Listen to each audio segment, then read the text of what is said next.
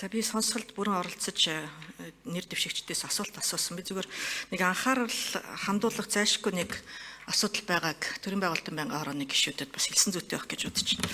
Энэ төрийн байгууллагуудын энэ зөвлөлийн орон тооны бус гишүүнд хэд хэдэн байгууллагт бид нэр одоо бас хүмүүсийг улсын их хурлаас томилж явуулдаг. Ингэхдээ ууг нь бол тухайн албан тушаалаар нь энэ байгууллагуудын үйл ажиллагаанд нь төрийн байгууллагуудын хоорондын хяналт болон энэ чиг үүргүүдээ сайн зохицуулах үүднээс одоо албан тушаалаар нь уг нь явуулдаг байхгүй. Сонгуулийн ерөнхий хороонд жишээлбэл цагдаагийн ерөнхий газар, улсын бүртгэлийн ерөнхий газрын дарга бол маш чухал үүргийг гүйцэтгэдэг.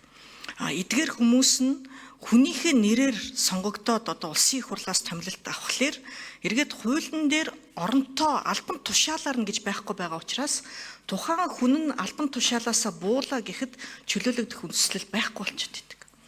Өмнө нь жишээлбэл сонгуулийн ерөнхий хороонд одоо улсын бүртгэлийн ерөнхий газрын даргаасаа буусан хүн одоо өгөхгүй хэвээрээ одоо энэ орон тооны бус гишүүнээрээ яваад за албаны унаа тэрэг хүртэл ашиглаад гэтэл жинхэнэ одоо ажиллаа хийх ёстой энэ байгууллагуудын уялдаа холбоог сайжруулах ёстой хүн нь орж чадахгүй ийм нөхцөл байдал үүссэн юм аа. Тэгэхээр цаашлаад энэ хуулиудыг бас өөрчилж энэ Монгол банкны орон тооны бус гишүүнийг ч гэсэн томилоход сангийн яамнаас яг тодорхой энэ асуудлыг мэдэж байгаа газрын дарга энэ одоо томилуулахаар санал болгоод оруулж ирж яхад тухайн хүний шүүмжилсээр нь байгаад одоо буцаас ийм тохиолдол ч гэсэн гарсан. Тийм учраас цаашид энэ албан тушаалаар нь одоо бас хуульчилж өгөхгүй бол хүн солигдсонтой холбоотой их хүндрэл учирч шүү гэдгийг онцолж протоколд үлдээх гэсэн.